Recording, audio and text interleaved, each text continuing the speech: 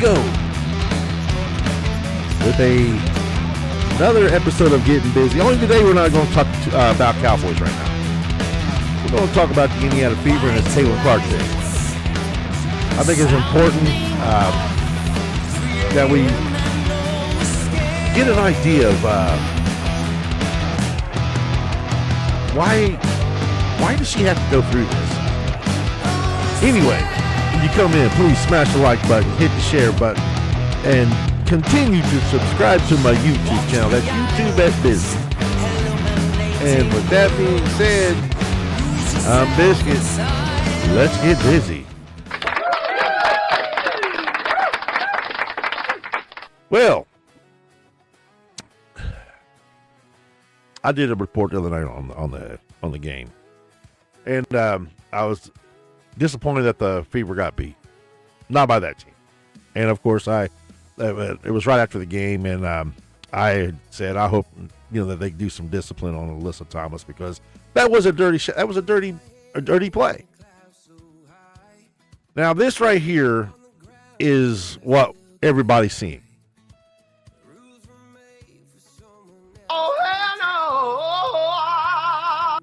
That picture looks really, really bad. It really does. It looks like she just got her down, just choking the damn life out of her. That's not what happened. Okay? But at the same time, it still is a dirty play. The fact that she got a 1-game suspension, I don't have no problem with it at all. Some people are like, well, she should be kicked. And there should be some more discipline done to her, not just for this. You can go back and look at some of the previous plays.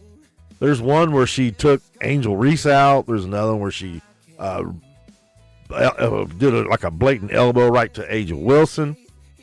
And a lot of people are making this about race and stuff. This is not race. This is just the fact that Alyssa Thomas is just a dirty ball player. There's just no ifs, ands, buts about it. She can't control herself. And getting a 1-game suspension, I'm happy that Cathy Englebert is standing up and at least doing something. I think us as fans should try to get her removed. Just start a petition or something, get her removed from that job. She has done nothing about this officiating. These players have done this. We're talking, this is the 3rd year now. And what really is irritating about this about this is that there was a game between the two teams just 2 nights before where 6 technicals were issued on both sides combined. So there was some bad blood going into this game, and the referees were bullshit. The rules say when you go up for a 3-point shot, you have to have they have to provide you a landing spot. Yeah, they can slap you, that you can get a chance at a 4-point play, or you get fouled, you get a chance to get 3 free throws, or whatever. But if they're in your landing spot, that could cause injury, because you're coming down on somebody's foot, and it could break your ankle. And that's exactly what happened. And they even reviewed it, and they literally see her coming right in on her, and she come down on the girl's foot. And they didn't upgrade it to what the rules say is to be upgraded, and they didn't upgrade it.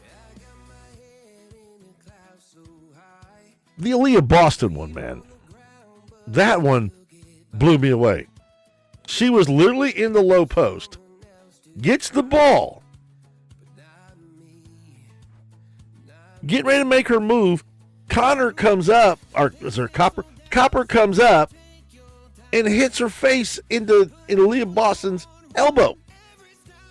Aaliyah Boston did not throw an elbow. They called the foul on Copper, which is the right call. Then they review it and put a flagrant foul on Aaliyah Boston. So here you got a foul on Copper, which did uphold, and a flagrant on Aaliyah Boston. Somebody make that make sense. That is a call I didn't understand, because it really just trumped the damn foul. It didn't do a damn thing for Indiana. It did everything for the Mercury. They got 2 shots and the ball. And what did they win by? 2 points. Cathy Englebert has done nothing about these referees. Nothing. In a situation like that, a referee needs to be held accountable. I'm not wanting the referees to continuously dictate the game, and that's exactly what's going on. And it's not just with the Fever, it's the whole damn league. From every game that I've seen, these refs are terrible. Referees are going to make bad calls. It's going to happen. But every single damn game, you're seeing it over and over again. Touch fouls. Don't even, you're guarding and you move away and you're giving them the lane, and they still call that damn foul. They will not let you play defense like it's supposed to be. Now, don't get me wrong, the Fever are not playing really good defense at all. I mean, they absolutely are not. They're not playing good defense at all. Their rotation is terrible. They're not calling out, hey, it's a pick left, get through, pick left, or yell out switch, or knowing that somebody's going to have to rotate over on a back screen. They're not communicating. They're just, and then when they're out of place, they slap at the ball, then bitch and moan when the referee does well, because those are probably legit fouls.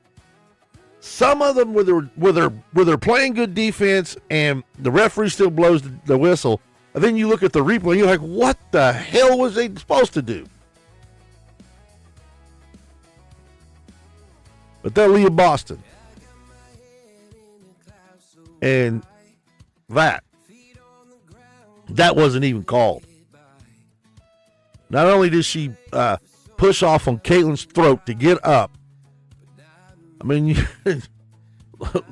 look at her arm right there. It's completely flexed. She wanted Caitlin to feel that for the millisecond that she felt it. She wanted Caitlin to feel that. That's a dirty play. So a 1-game suspension I have no problem with.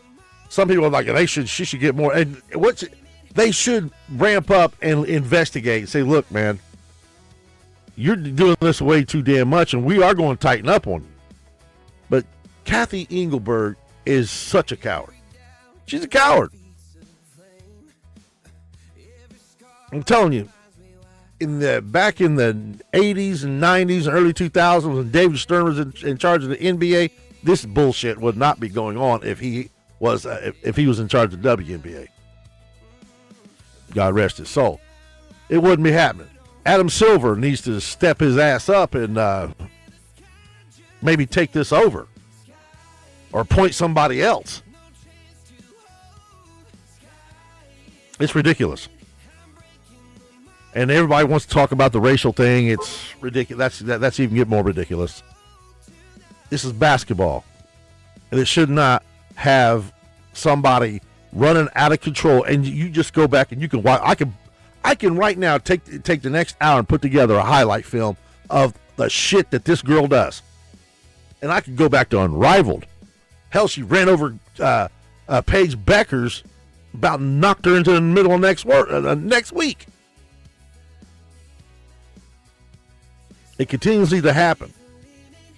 She's a dirty ball player, and I don't care how people want to push it, white, black, whatever. It's bullshit. She's just a dirty ball player. So that's an ugly picture, and 1-game suspension. I don't have a problem with, but I just think they all look at her continuously, some of the things she's done. Like what she's done to Angel Reese, what she did to Paige Beckers, what she did to even though that was in Unrivaled, so they really can't. The WNBA really can't do nothing about that.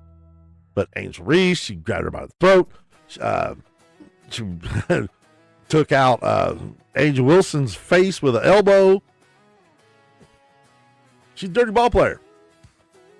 I mean, when you get the ball and you're driving, you're supposed to be able to finagle your way and use some ball handling skills.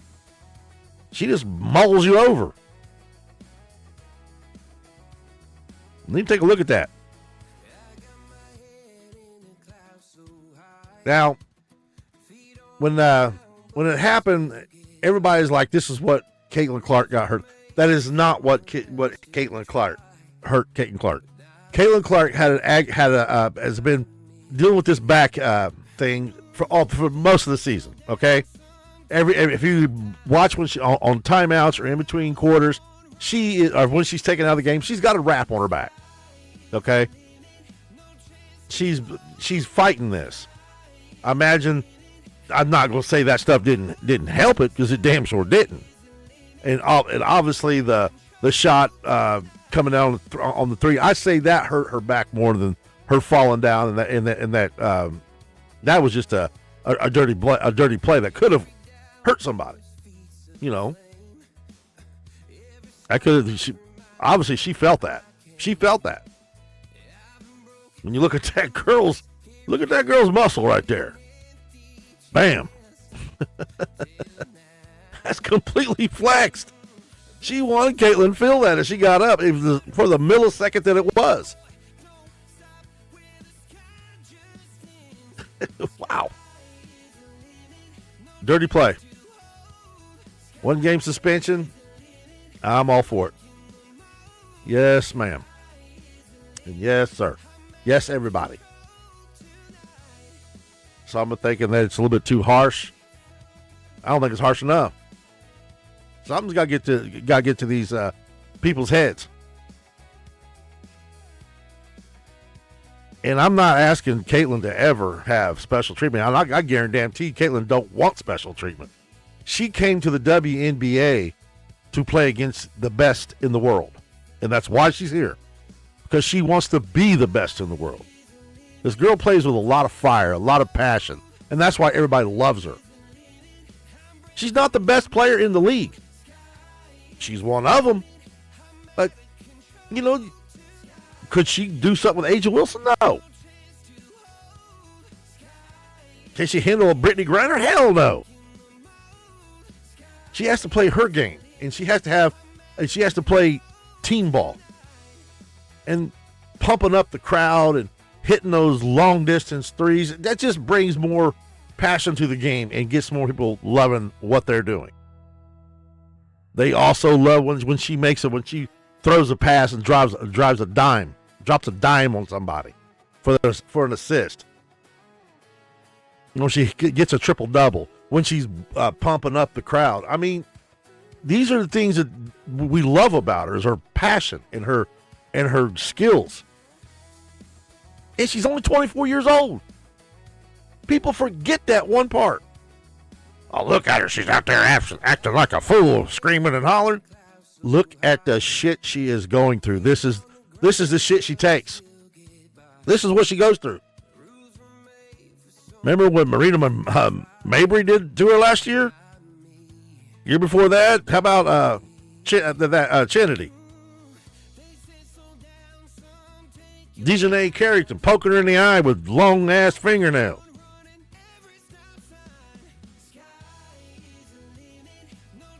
I don't get it. I'm not saying you should bow down to your cash cow, because the rest of the NBA didn't bow down to Jordan.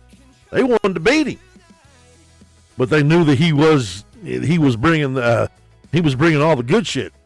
Everybody tuned in to watch him play. Even if you wasn't a Jordan fan. I wasn't a Jordan fan at all. But I tuned in to watch him play because I didn't want to miss some of the sick shit he did.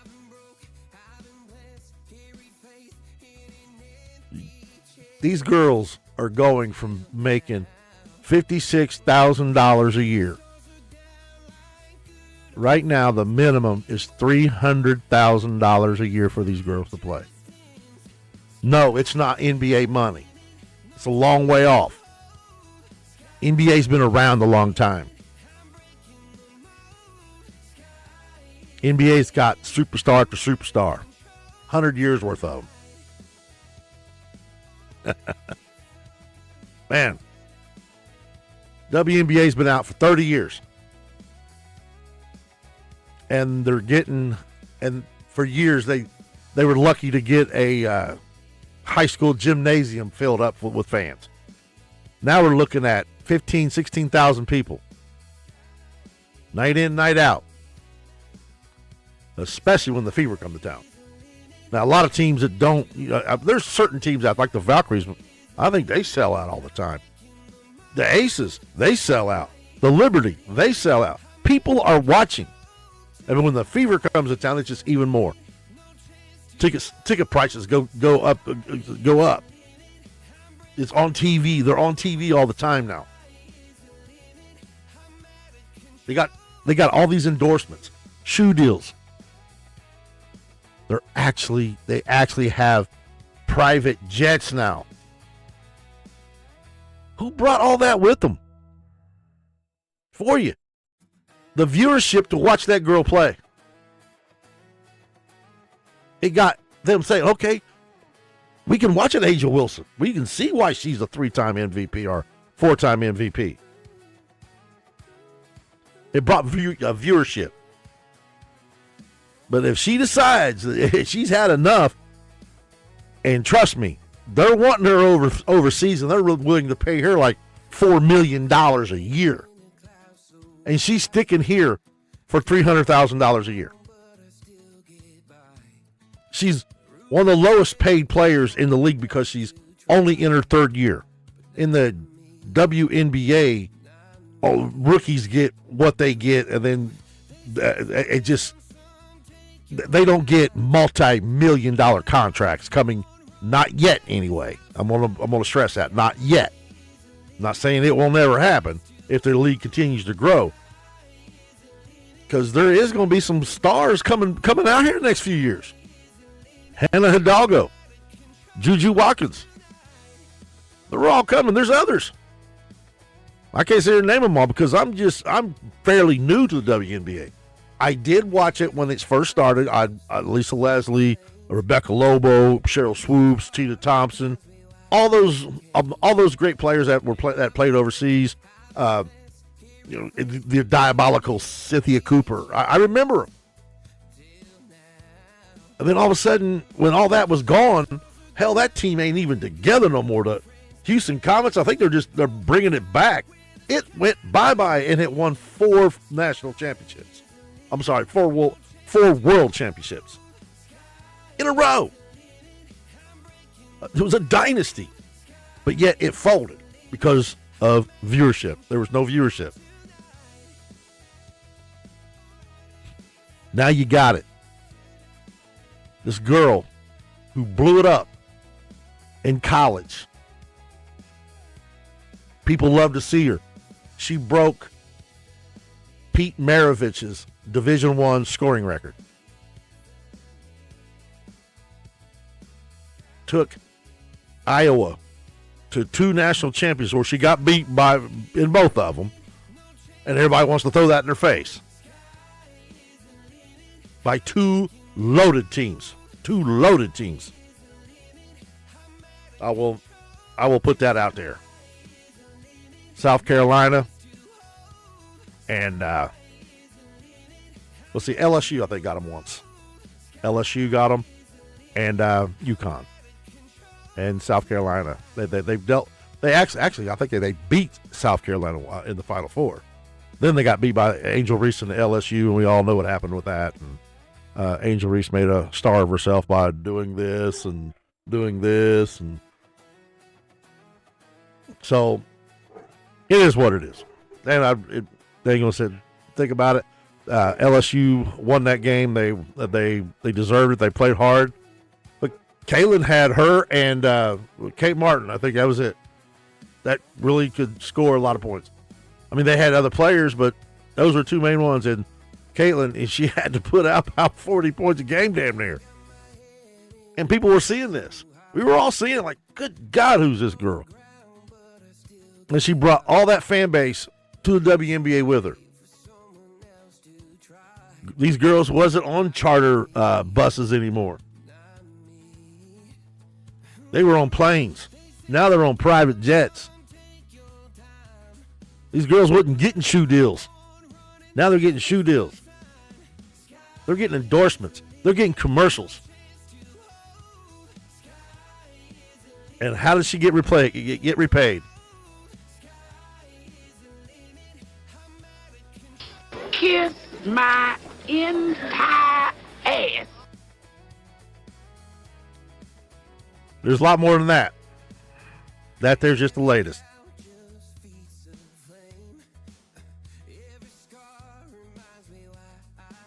Anyway, Caitlin Clark has been ruled out for Saturday's game against the Sparks. Kelsey Plum and company's coming to town, and it's gonna be a tough road for the Fever without her. What really scares me is that they doing the same shit they did last year. There's no set time frame for when she comes. It's going to be day to day as usual, what they said. And they do that. I know why they do that, because so they can get people coming. Now, they've already said that she's not going to play Saturday, so hopefully the attendance still stays the same, because I tell you what, people still showed up last year when she was hurt just to come and get her autograph. You know what she does? She stays and gives people autographs. She's a good person, man. Yeah, she needs to tone it down a little bit, yelling at them referees and always thinking that she's innocent on that court or trying to play innocent. She's a killer. She wants to destroy you on the court. Don't get me wrong. She wants to. And if you want to beat her, then beat her right. Don't beat her down. That was a cheap shot and 1 game suspension. I'm okay with it. What I'm not okay with is Cathy Englebert continuously letting these damn referees do this shit. Those referees should not be able to work a game for at least a few games. For missing that call, for making that stupid call on that foul, that flagrant foul, for replaying it and then not giving the flagrant foul for the landing spot. Now, I'm not for the giving the flagrant, but it's supposed to be upgraded. If you're going to make that rule, you gotta stick to that damn rule. That's just the way it is. And it's not just in the WNBA; it's in the NBA too, probably college too. They have to have. They're jumping up to shoot, and if you're coming up under them, they're coming down. That's why they put the circle underneath the basket. For one, to stop everybody from trying to draw these charges when they're restricted play in the restricted circle. 2, to stop people from trying to undercut people, because you're going to get a blocking foul if you do it. If you undercut them big time, now they're going to up it. But these are some of the things you're trying to do to keep the players safe. That wasn't safe. She came down right on top of the girl's foot. They reviewed it and said, "Oh, we're just going to let this go." Kiss my entire ass. Yeah, that's Cathy Englebert's got to do something, and we could probably just have better luck at talking to this damn wall, as know if that woman will do a damn thing. So,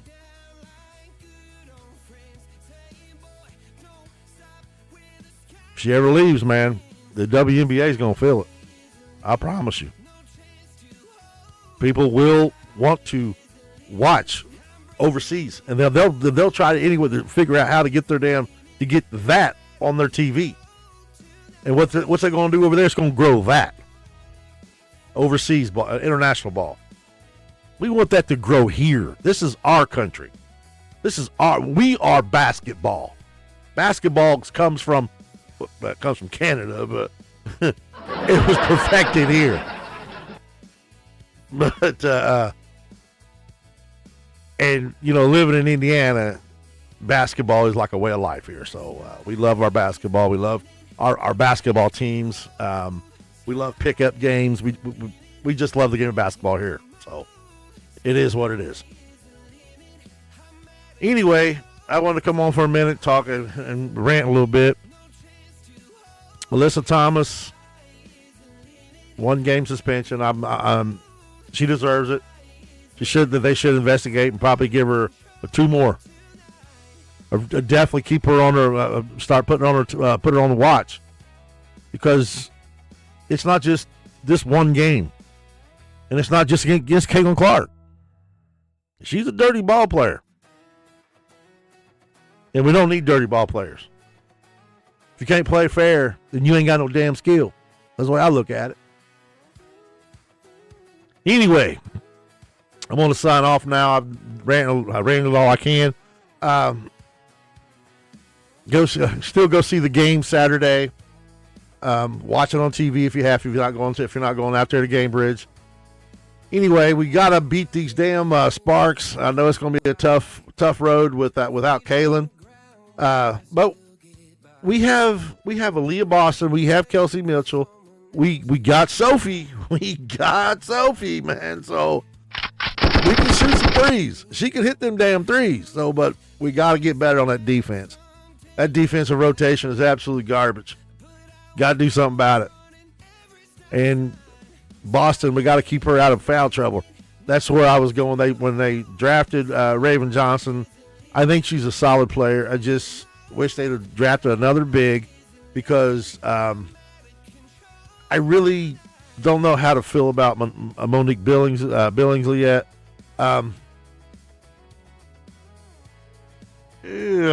She's been playing some good basketball, but man, I want somebody like Aaliyah, another Aaliyah. We tried to have that with Alyssa Smith a couple years ago. She was a wild one. And then last year we had Natasha Howard, and I really thought they would bring back Natasha Howard for this year, but they didn't. They let her walk, and they brought in Monique Billings instead. So whatever. And then they drafted a first-round draft pick was a point guard. So I was thinking, what they want to do? They're going to want to put Kaylin at 2 guard? That's Kelsey's job. Kaylin's a point guard.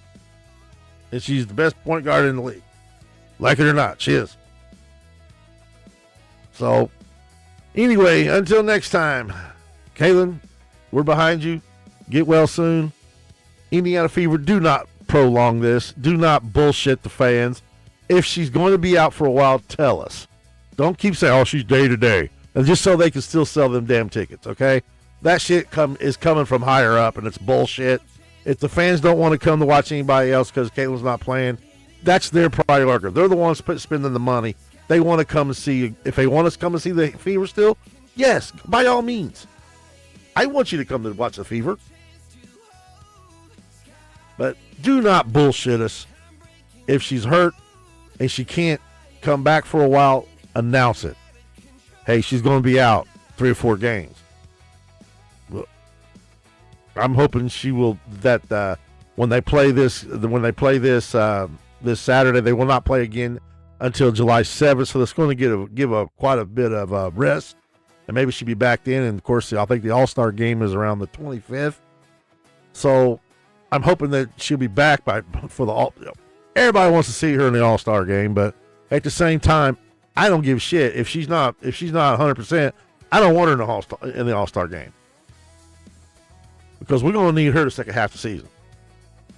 And I don't want her getting where she's going to miss the whole season again because of an injury. Anyway, going to sign off here, and you know what it is. Until next time, we are still them boys. Have a good one.